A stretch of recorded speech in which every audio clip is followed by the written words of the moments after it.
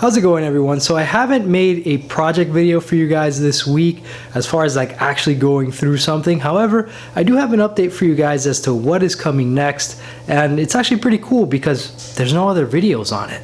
So what you guys are seeing here is a factory GM diffuser for a Camaro ZL1. Now, why do I have this? Well, the diffuser on the back, or like, I guess you could say lower valence, or just the lower black part of the bumper on the ZL1 is very different from the SS and every other model. I've noticed that the Hot Wheels Edition SS had the same diffuser, valence, whatever as well. So normally if you look at the back of an SS, you look at that valence, it does not come around the sides of the bumper, whereas the one for the ZL1 has a part, right, has this part here that comes around the side of the bumper. It just has like this little arrow fin, which is going to line up really well with the ZL1 side skirts that I'm going to do. Now, I'm not going to use those aftermarket ones because honestly I think they look like crap. The real ZL1s go right up to the line of the door, and as a matter of fact, like the whole side skirt, it's just one piece, right? The black portion and the colored portion. So it's just much nicer. But in order to really tie it in, you need to have this diffuser, right? You need to have this valence. Now, obviously, there are some tabs on the side part to clip it onto the bumper, and my bumper does not have holes for these. However, as it turns out, all of these bumpers actually have on the inside the lines where you would cut the holes for these tabs. So the difference between an SS bumper and a ZL1 bumper really is just the holes for the tabs for the most part. And obviously the ZL1 has like the reverse sensors and stuff, but basically GM made it so that you could install this already just by taking off your bumper and cutting out the necessary holes for the clips. And then I had to buy these little guys that they actually slide into these and lock them into place in the bumper, right? They go on the inside and they just kind of clip into this diffuser and hold it on. So I have all of that together. I went to dealership and got this. Now, these things are like $265, and then there's a $75 core charge, I want to say. I don't know if they'll actually give me my 75 bucks back when I take my other diffuser, but I'm going to test that and let you guys know. Anywho, this is going to be going on my car. Then, obviously, I do have the ZL1, actual ZL1 side skirts. However, they were from a gray ZL1, so I do have to paint the gray parts white in order to match this car. Then, because they were from a ZL1, not a ZL1 1LE, and my car is an SS 1LE, that means the black part is gloss where it needs to be satin for 1LE. So I'm going to be repainting the black parts as well to make them satin and to make them match my car. Another little detail is I have an OEM front grille for my car.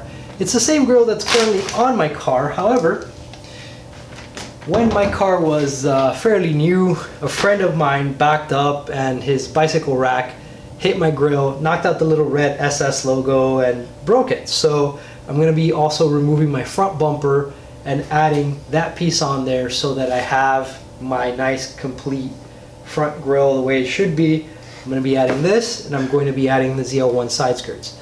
Now, usually up by the front, and I'll show you on my extremely dirty car, I need to wash it, excuse me. Alright, so if you look over here, you'll see that, right, here's where the side skirt meets the fender. Now, people say that the ZL1 fender is wider than the SS fender, but there is some evidence to show that potentially the real difference is that it sits further out, right? So guys on the forums who have gone to the actual ZL1 side skirts have found that they widen over here by the fender and therefore don't line up to this fender. This fender ends up leaving a gap on the side skirt. However, some of the guys on the forum realized that they could use some spacers or use washers where the bolts for this mount onto the car, and that spaces the fender out so that it lines up perfectly to the ZL1 side skirt. So looking at this, this actually does go out that way already.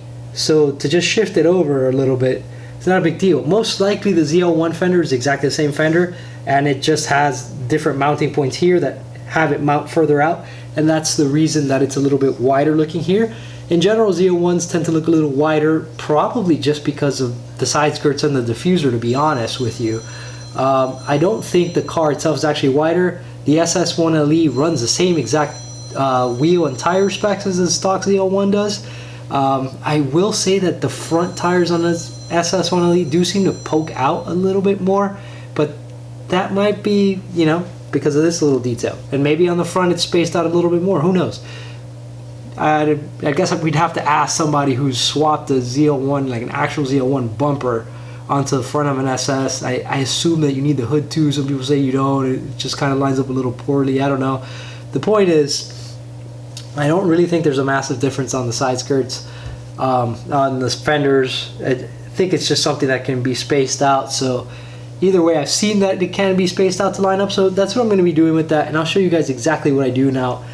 The whole thing is, like, people have used washers. I'm not very keen on that, only because having a stack of washers in there kind of feels a little ghetto to me. So in my case, I'm just gonna 3D print some spacers and do, you know, the same method as they would with a longer bolt and washer, but just with a 3D printed standoff, you know. So it's not the same, you know, kind of crummy approach of like washers.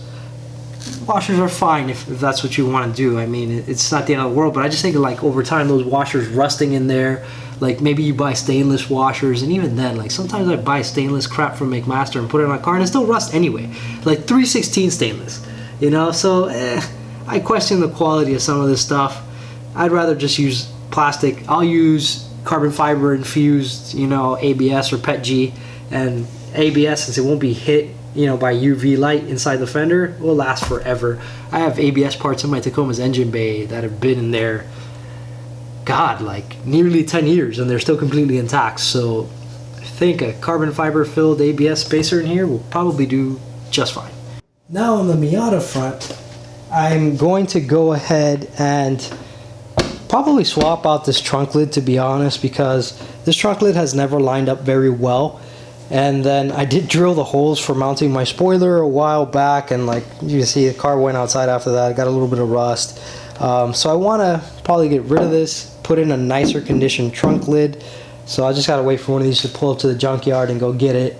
And then I'll paint that white and mount my spoiler here. I want to mold that spoiler on. I have to paint the spoiler. I have it. It's like the R package style. I'm going to paint it the same black I did my mirrors, so it all kind of keeps the theme going. I'll slap that guy on here, mold it on really nicely with some epoxy, a couple little touches, so it's not popping off over time. And that'll also seal it so stuff's not getting up under there. And then hopefully I'll have a video for that as well for you guys to check out. Should be a nice process. And then here's the real pièce de résistance, is I'm gonna revamp some of my audio setup. You guys have seen I did a subwoofer in this car, and I have all upgraded speakers and sound editing, but the head unit's nothing to write home about. Right, it's just a simple, humble JVC unit. It has all the audio control features, but it's not the nicest thing around. So I'm thinking I'm gonna eliminate that entire area there, just have a flat plate, and then get one of these new radios that you can mount the screen separately somewhere, and I will mount the screen up top, kind of more like a modern car, so you don't really have to look down and away from the road to see it. And that'll just, you know, kind of modernize the interior a little bit, give it a different touch. I kind of like the look of that. Some people complain, oh, it looks like there's an iPad on the dash. It's like kind of whatever to me. So I'm going to go ahead and do that. And also, again, I'll make a video to show you guys how I do that. Another area that I'm going to be working on within the next few months is my truck. Now, the old truck has gotten some love recently. I just put on some brand new Falcon Azenis RT615K Plus tires all around. I also changed the oil and installed the Stahlbus oil drain plug like I did on the Camaro, so oil changes are going to be much easier. I'm thinking of daily driving my truck a lot more now, so I can stop putting so many miles on the Camaro, my other cars. So I'm bringing the truck back, man. It's not just going to be for trips to Home Depot and Lowe's. It's going to start being my daily again. So the paint has gotten in really bad shape. The last paint job it got, like, just, it looked amazing when it was done, but really it was very poor quality. And this truck also just spent a lot of time in the sun. So this time around, instead of leaving it up to somebody else, I'm going to do it myself. I'm going to go ahead and buy all new seals for around the doors and everything from Toyota. I'm going to take everything completely apart. These janky body shops never seem to bother with that, right? I'm going to make sure there's no tape lines. I'm going to sand down every single little tape line that's ever been left from the previous paint job. And then I'm also going to attack all of the rust that's forming, because unfortunately she is starting to get a little surface rust. So I'm going to kill all of that, start cleaning her up, and then just touching her up. At first it's going to be ugly, right? Because I'm just going to touch up the spots that are rusty, right? Hit them with a little bit of black rust inhibiting paint. I found a good one. It's actually VHT's roll bar and chassis black. When I used that on the Celica, when I was cutting metal out of it, I found that it would keep it from rusting wherever I sprayed that for like forever. So I'm gonna derust the truck and then spray that stuff wherever I derust, and then I'm just gonna keep on, you know, kind of trucking until I have everything addressed. I'm gonna go ahead and sand everything back, prime, paint, and this time it's gonna be a quality paint job. I'm gonna do it myself. I'm actually a very good painter. My skill issue is mostly around body work. I don't like doing body work. I don't have the patience for body work. I just love to spray stuff, and I'm pretty good at that. Like, I can leave. It's shocking to me how many body shops suck at laying a nice, smooth, even coat of clear. Like, even after cutting and buffing and everything, their paint is not as smooth as mine that I just laid out. Like, the paint on that bumper right now, I'm looking at it and it's way smoother because I painted it, versus the junk that's on the body of the truck, which I can see some of the waviness even though they sanded it and buffed it. And of course, them sanding and buffing it makes it a little bit thinner, which makes it last less time. So this time around, I'm going to paint it. I'm thinking of changing colors. I can't make up my mind on whether to do Voodoo Blue off the new Tacoma, Rapid Blue off the new C8 Corvettes and Camaros, or just white. I definitely don't want to leave it the same color. Even if I go with another gray, it's going to be either like one of these like flat, you know, like, not flat, but rather non-metallic grays, like these primer grays that are popular, like Nardo, or something just very modern and pastel. I could shoot it a modern, like, you know, Corvette gray, but those are metallics, and I really don't want to shoot it metallic. I kind of want it to just be a gloss color. That way there's no issues with matching panels. If I shoot it all at once, it won't be an issue, but I'm like, just knowing how things go, especially if you're doing a paint job yourself. I got a house, kid, all this other stuff I got to worry about.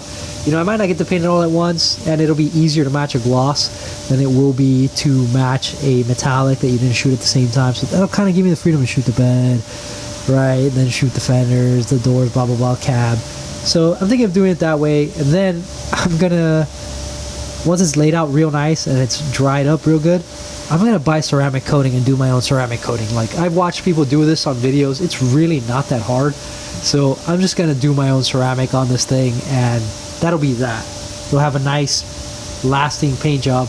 Everything I've ever painted for cars has lasted forever. But these janky people at these body shops that do this for a living, they just want your car at the door so they can get your money.